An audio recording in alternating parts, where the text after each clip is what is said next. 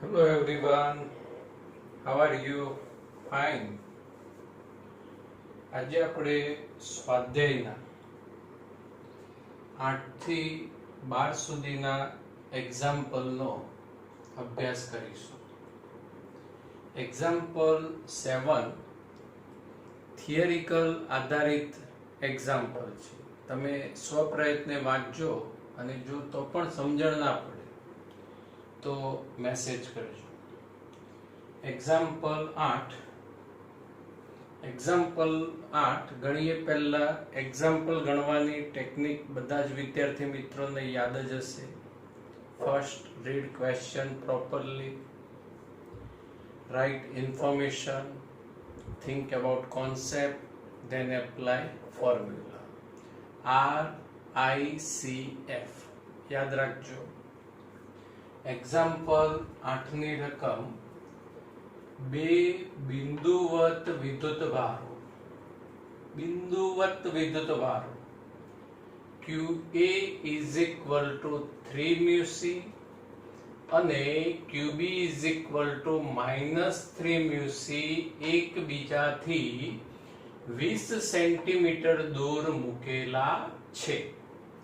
અહીંયા વિદ્યાર્થી મિત્રો એક ધન અને એક ઋણ મૂલ્ય સરખા. This is called electric dipole.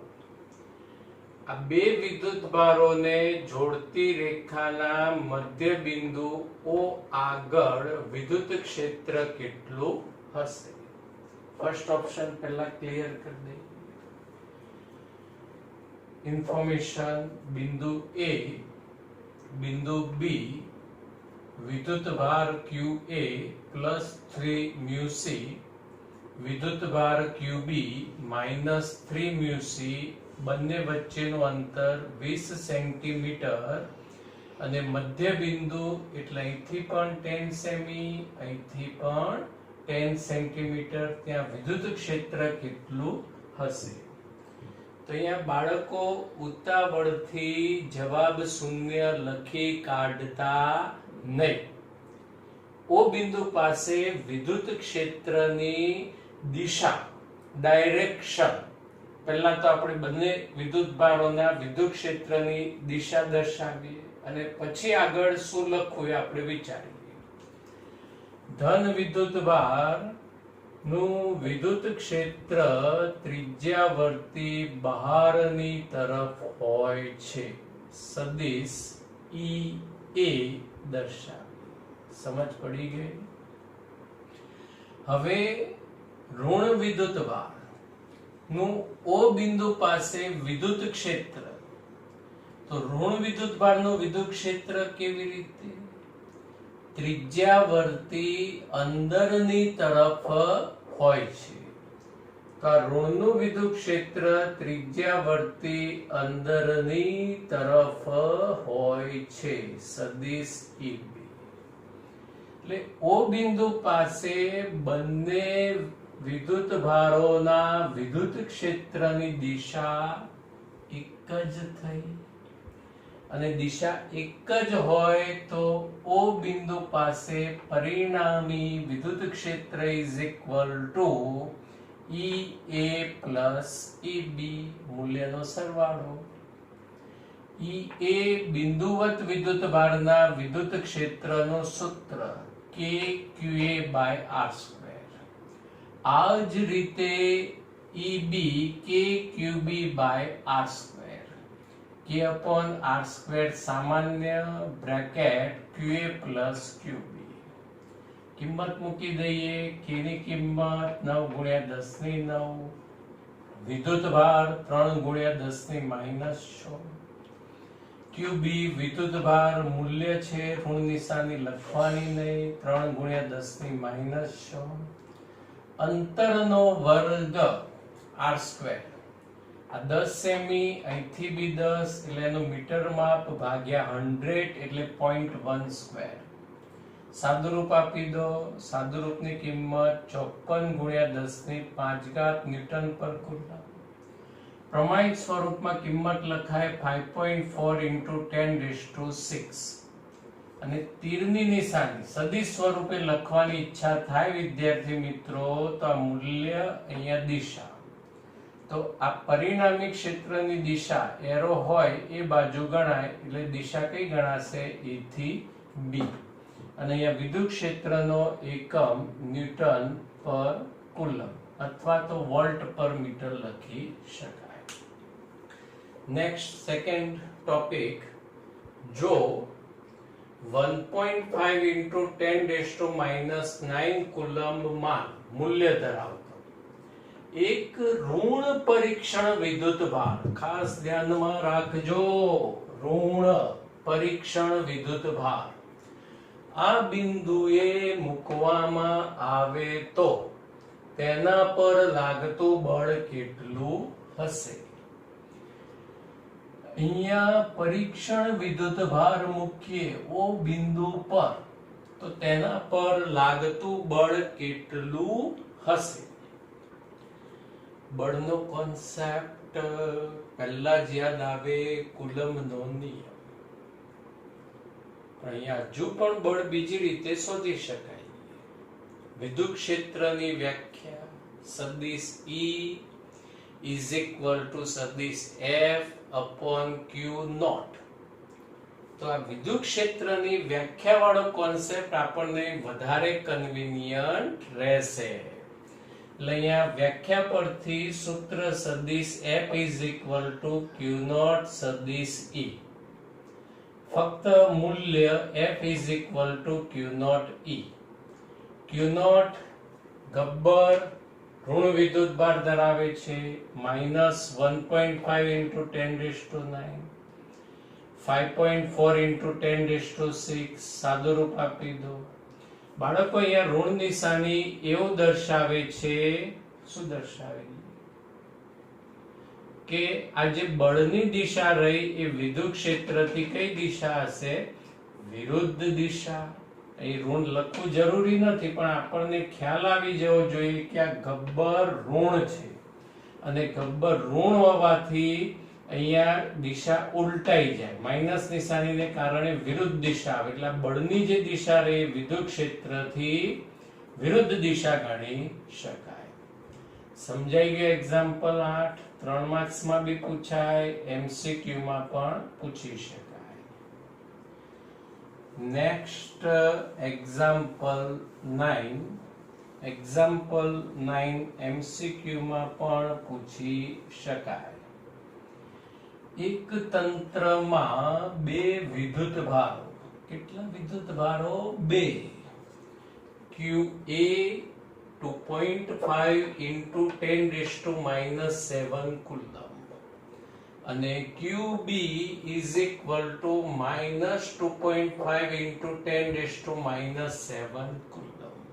Plus અને એના જેવો જ બીજો માઇનસ વિદ્યુત ડાયપોલ અનુક્રમે એ બિંદુ પાસે 0 0 -15 સેન્ટીમીટર, એક્સયામ 0, વાયયામ 0 અને ઝેડયામ -15 સેન્ટીમીટર અને B is equal to 0 0 plus 15 centimetre ના બિંદુઓએ રહેલા છે.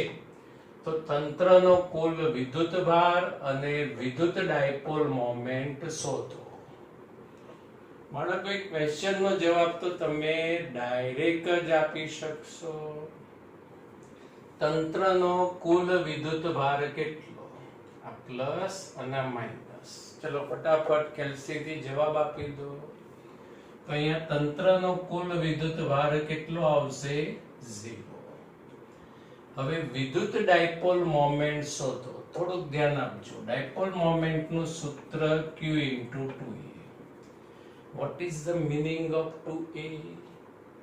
2A એટલે પ્લસ અને માઇનસ વચ્ચેનું અંતર, અને એ અંતર કેવી રીતે શોધવું એ ખાસ તમારે યાદ રાખવાનું. નવી વસ્તુ નથી, ધોરણ 11 નું જ રિપીટેશન છે.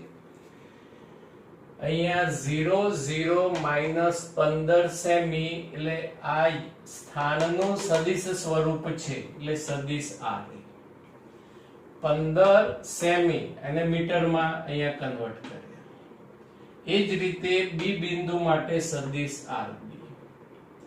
હવે કોઈ પણ બે સ્થાન સદિશો વચ્ચેનું અંતર એટલે આ બંને સ્થાન સદિશોની આવશે બાદબાકી. સદિશ RA માઈનસ સદિશ RB. કોઈ પણ સ્થાન સદિશમાંથી બીજો કોઈ પણ સદિશ ગભરાયા વગર અહીંયા બાદ કરી દો. આન્સરમાં કોઈ જ ચેન્જ આવશે નહીં. એટલે RA નો x યામ RB નો x યામ 0 માઈનસ 0 કેલ્સીના વાપરતા શું આવશે 0. એ જ રીતે y યામ 0 માઈનસ 0.15 માઈનસ 0.15 એટલે કે માઈનસ 0.30 અને એકમ મીટર. આ તો થયો બાદ બાકીનો સદિશ. હવે એનું મૂલ્ય એટલે માનાંક આવશે. મૂલ્ય એટલે ધોરણ 11 થી ખબર છે કે વર્ગમૂળમાં x યામનો વર્ગ પ્લસ y યામનો વર્ગ પ્લસ z યામનો વર્ગ. એટલે આનું સિમ્પ્લિફાય આવશે 0.30 મીટર. હવે આ કિંમત સમીકરણમાં મૂકીએ તો q એટલે કોઈ એક વિદ્યુત ભારનું મૂલ્ય 2.5 ગુણ્યા 10⁻⁻7. 2a અંતર 0.30 એટલે 30 ગુણ્યા 10⁻². 2.5 એટલે 25/10 0 0 ગયા 25 ગુણ્યા 3 75. અહીંયા આવશે 10⁻⁹. પ્રમાણિત સ્વરૂપમાં લખીએ તો એક દશાંશ ચિહ્ન આ બાજુ આવશે એટલે અહીંયા ઘાત થઈ જશે -8. એટલે 7.5 ગુણ્યા 10⁻8 અને આ એકમ કયો લખ્યો છે બાળકો? કોને સેન્ટીમીટર વાંચ્યો? સેન્ટીમીટર એકમ નહીં, કયો આવશે? Coulomb into metre. Coulomb into metre. આને પણ વેક્ટર સદિશ સ્વરૂપે લખીએ તો સદિશ p મૂલ્ય. અને મોમેન્ટની દિશા યાદ છે કઈ હોય? તો યાદ રાખવાનું, વિદ્યુત ક્ષેત્ર ધનથી ઋણ હોય અને મોમેન્ટની દિશા ઋણથી ધન હોય. એટલે -qb થી +qa તરફ. સમજાઈ ગયો એક્ઝામ્પલ? હવે એક્ઝામ્પલ 10 જે લગભગ દાખલી કહેવાય અને MCQ ની અંદર જ પૂછાય. રકમ પૂરી થાય પહેલા જવાબ આવી જશે. 4 ગુણ્યા 10⁻⁹ કુલમ્બ મીટરની ડાયપોલ ચાક માત્રા ધરાવતી વિદ્યુત dipole. Dipole moment is equal to 4 into 10⁻⁹ coulomb metre. વિદ્યુત ક્ષેત્ર 5 ગુણ્યા 10⁻⁴ ન્યૂટન પર કુલમ્બમાં ક્ષેત્ર સાથે 30 અંશના કોણે મૂકેલી છે. તો ડાયપોલ પર લાગતું ટોર્કનું મૂલ્ય શોધો. ડાયપોલ પર લાગતા ટોર્કનું સૂત્ર યાદ હોવું જોઈએ બાળકો. સૂત્ર આવશે P E sin theta. P is equal to 4 into 10⁻⁹. E 5 into 10⁻⁴. sin 30 ની કિંમત આવશે 1/2. 2 કા 2 ગુણ્યા 2 5 ગુણ્યા 2 10. અહીંયા 10⁻13 એટલે કે 10⁻12. અને એકમ કયો લખાશે બાળકો? ટોર્કનો એકમ આવશે જૂલ. વિદ્યુત ડાયપોલ પર લાગતું ટોર્ક MCQ કે VSQ માં 1 માર્ક્સ ની અંદર પૂછી શકાય. સમજાઈ ગયો?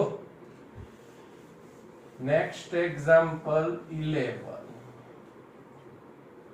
ઊન સાથે ઘસેલા પોલીથીન ટુકડા પર 3 × 10⁻⁷ કુલમ ઋણ વિદ્યુત ભાર છે.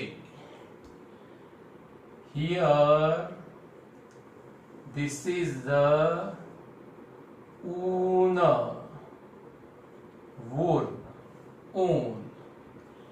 ઊન સાથે પોલીથીનનો ટુકડો, પ્લાસ્ટિકનો સળિયો ગણી લઈએ તો ચાલશે બાળકો. હવે એકબીજા સાથે ઘસ્યા અને પોલીથીન એટલે કે પ્લાસ્ટિક પર વિદ્યુત ભાર આવશે 3 × 10⁻⁷ કુલમ. અને કયો વિદ્યુત ભાર આવશે? ઋણ વિદ્યુત ભાર આવશે. આપણે નથી કહેતા, લેખકોએ કહ્યું છે. તો સ્થાનાંતરિત થયેલા ઇલેક્ટ્રોનની સંખ્યા શોધો. અહીંયા ઇલેક્ટ્રોન કેટલા આવ્યા હશે એ આપણે શોધવાનું. કોન્સેપ્ટ વિચારો બાળકો, કયો આવશે? Quantization. Q is equal to Ne. N is equal to Q upon E. Q 3 × 10⁻⁷, ઋણ નિશાની લખવાની જરૂર નથી. અહીંયા 1.6 × 10⁻⁹. આનું સાદુરૂપ આપો તો બાળકો. કેટલું આવ્યું આનું સાદુરૂપ? આનું સાદુરૂપ આવશે 1.875 × 10⁻+12, એટલે એપ્રોક્સિમેટલી 2 × 10⁻12 ઇલેક્ટ્રોન ગણી શકાય. પછી કહીએ કે તેઓ શાના પરથી શાના પર સ્થાનાંતરિત થાય. તો ખ્યાલ આવી જ જાય ને આપણને. પોલીથીન પર વિદ્યુત ભાર આવ્યો માઇનસ, એટલે વૂલ પર વિદ્યુત ભાર કેવો હશે? પ્લસ. અને યાદ છે પેર FGW, વૂલ પર ધન આવે, અને પેસર P પ્લાસ્ટિક પર ઋણ. એટલે ઇલેક્ટ્રોન એ ઊન પરથી પોલીથીન પર ટ્રાન્સફર થતા હોય છે. નેક્સ્ટ, ઊનથી પોલીથીન તરફ દળનું સ્થાનાંતર કેટલું? ઇલેક્ટ્રોન ગયા, સાથે સાથે એમનું દળ પણ પોલીથીન પર જવાનું, તો એ દળનું મૂલ્ય કેટલું? તો અહીંયા ટ્રાન્સફર થતું દળ is equal to N × MB. બાળકો, આવું સૂત્ર થિયરીમાં તો નથી આવ્યું. તો સૂત્ર આવું વિચારાય કે ઇલેક્ટ્રોન એક જાય તો ટ્રાન્સફર થતું દળ Me, તો N ઇલેક્ટ્રોને દળ કેટલું? N is equal to 2 × 10⁻². ઇલેક્ટ્રોનનું દળ 9.1 × 10⁻31. આનું સિમ્પ્લિફાય 2 × 2, 9 × 2 18, ને અહીંયા આવશે પોઈન્ટ. હવે 10⁻31 અને 10⁻+12, એટલે આ કિંમતનું સાદુરૂપ આવશે 10⁻19 અને લખાશે કેજી. હવે કિંમત બાળકો ઓબ્ઝર્વ કરો તો 10⁻19 કેજી. એટલે દળ કેવું કહેવાય? અત્યંત સૂક્ષ્મ, એટલે અવગણી પણ શકાય. MCQ અને 2 માર્ક્સની અંદર આ રીતનો એક્ઝામ્પલ પૂછી શકાય. ખ્યાલ આવી ગયો? પહેલા તો વિદ્યુત ભારનું ક્વોન્ટાઇઝેશન, ઇલેક્ટ્રોનની સંખ્યા શોધી કાઢો. ઇલેક્ટ્રોન ક્યાંથી ક્યાં જશે ઊન પરથી પોલિથીન પર વિદ્યુતભારના આધારે નક્કી કરવાનું. અને ટ્રાન્સફર થતું દળ એનું સૂત્ર N × me કેવી રીતે બને આપણે સમજી ચૂક્યા. ખ્યાલ આવી ગયો. Example number 12. એક્ઝામ્પલ 12. કોપરના અલગ કરેલા ગોળા A અને B પર વિદ્યુતભાર 6.5 × 10⁻⁷ કુલમ અને અંતર 50 સેન્ટીમીટર છે. કોપરના અલગ કરેલા ગોળા નંબર A, ગોળા નંબર B, બંને ગોળા પરનો વિદ્યુતભાર સરખો 6.5 × 10⁻⁷ કુલમ. ક્વેશ્ચન અનુસાર અંતર 50 સેન્ટીમીટર, 50 સેન્ટીમીટર એટલે કે r = 0.5 મીટર. લખાય કે ના લખાય? કોઈ પ્રોબ્લેમ ખરો?